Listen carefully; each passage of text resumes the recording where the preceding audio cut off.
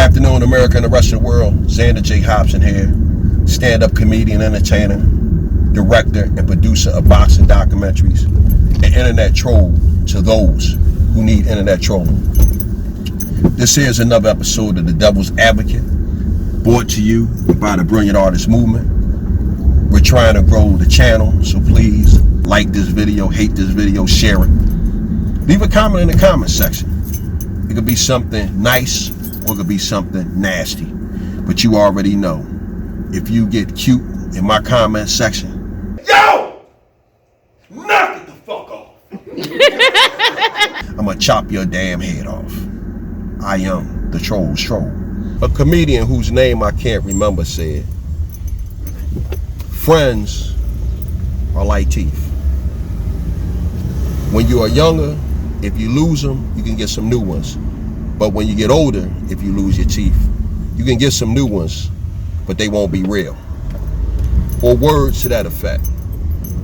I don't know if I agree with that concept, but I get the gist of it, and it does give you something to think about. I was looking at a segment of Fox 29, and the topic was, has there been a recession in friendship? Well, let's dive into this. When we're young, the foundation for friendship are very rudimentary. It might be something as simple as you see a kid playing with a basketball or riding a bike, and you conclude at that juncture, I want to play with that ball, or I want to ride that bike, so I'm going to be friends with this guy. I can remember making friends with a guy because I looked out the window and I saw him burning bugs with a microfine glass. And because I thought that was a good idea, I went out there with this guy that I didn't know, and we were burning bugs with the microfine glass. And me and this guy have been friends for over 40 years. So the requirements for friendship are very laxed when you are younger. The older we get, we might make friends with a whole bunch of people. But by the time we reach our teenage years, people start branching out into their own little sets, because now you got guys who are jocks, you got guys who are academics, you got guys who decide that they want to be criminals, and you got guys that start getting high. And although you guys may be friends, you don't really spend as much time with them, because now you're starting to learn that friendships are based more on what you have in common with a person versus because you think a person is a cool guy. I can remember when I went in the service, initially, most of the guys that I hung out with, they were black guys. You know, I'm still young, not too far off of the block. But as I began to get older and a little bit more sophisticated, I couldn't just be friends with a guy strictly because he was black. I was starting to meet black guys when I was in the service that I had absolutely nothing in common with the exception of the color of our skin. And in some cases, these guys might have been much darker than me or much lighter than me. But nevertheless, us being black, it was no longer a solid foundation for our being friends. I realized around this time that, you know, if I was going to be friends with a guy, I had to have something in common with them. And this was the case when I traveled to foreign countries. I met guys who were Americans. I had more in common with some guys who were the natives. So, you know, friendship is a funny thing. And one of the things, I read a book about friendship years ago, and the one thing that book said is, with friendship, the friendship picks back up where it left off last. So if you are good friends with a guy, when you guys went your separate ways, you're going to be good friends with him when you hook back up again. And in some cases, you meet friends and you're going to be friends with them for a lifetime. And then in other cases, you meet friends and you might not ever see them again after that time you spent together. But one thing for certain, and two things for sure: when you see that person again, if you see that person again, the friendship will pick right back up where it left off. Last year, my good friend from the Marines, Zachary Simmons, came to Philly, and I hadn't seen Simmons in over 30 years, and we were 20-year-old PFCs in the United States Marines once we saw each other again, and I hadn't seen this man for over 30 years.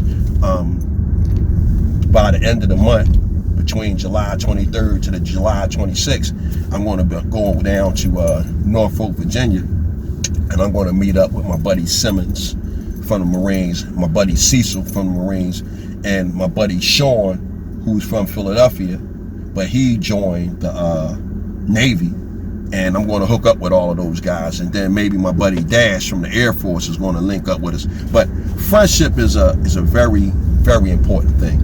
And again, is there a recession in friendship?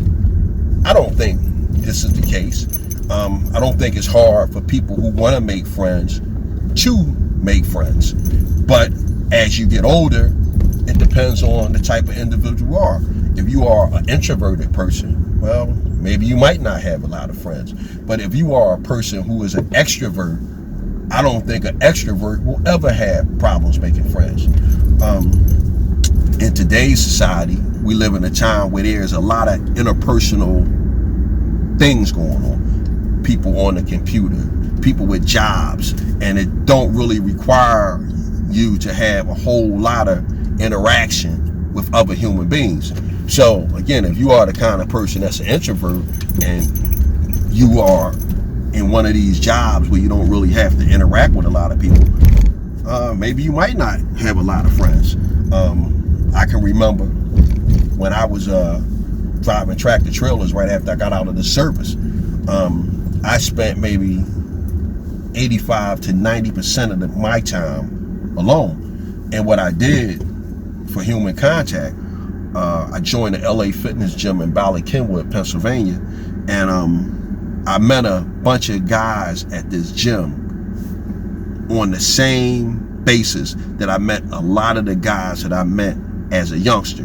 What I meant was, although we were all full-grown men, what we did, we checked our egos and our attitudes at the door, and once we walked into that gym, we played nice together. Now, what do I mean when I say played nice together? Well, we worked out together, companionably, no egos, nobody trying to be the boss or the big behoof. We attended one another's functions, we visited one another when we were sick, and in some cases, we even had to attend funerals of some of our friends who might have died at the gym. So, friendships are very valuable. Again, the segment on the news that I saw, it said that there was a recession in friendships. Again, I don't know if that's true. I guess it's depending on the individual. But the one thing I do know is this: the older we get, the less tolerant we are. And a lot of the things that we will tolerate in a friend when we are younger, we won't tolerate when we get older. So when you start meeting new people, most of the times, if something doesn't jive with that person, we'll cut them off right away because we are older and less tolerant than we are when we are younger. One thing I do know is if you do have a fallout with a friend that you have known for a very long time, most of the time the foundation of this fallout would be a miscommunication, betrayal, or envy. Very good friend of mine when we were younger, he and I had fell out. He was dating this young lady that I didn't approve of, and I made it be clear that I didn't approve of this young lady. And at some point, my friend's mother and I were discussing the young lady. Well, in all actuality, my friend's mother was discussing the young lady, and I was pretty much just listening to her. And at some point, my friend's mother was discussing the conversation that she and I had with my friend. And when he confronted me about it, well, I wasn't about to throw his mother under the bus. And I just basically told him, like, hey, bro, I don't want to hear that shit, man. You know my position on this chick, so save that bullshit. And just like that, all those years of friendship went out the window. Now, me and this guy, we're cordial with each other, but our friendship was damaged beyond repair because of that incident. And again, like I said, I wasn't going to throw his mom under the bus. And if we couldn't survive that little skirmish, then I guess it wasn't meant to be. But again, I'm sure my friend felt as though I betrayed him, which I didn't. Actually, I didn't betray him, because it would have been really messed up if I would have threw his mother under the bus. So I feel comfortable with how that friendship ended. Another friend of mine, we had a falling out, and although we have reconciled, the relationship definitely hasn't been like it was in the past. But with all of that said, that's my take on friendship. Is there a recession in friendship? I don't know. I don't think so. Even as an adult, I haven't had a problem making new friends. But again, it all depends on the circumstances.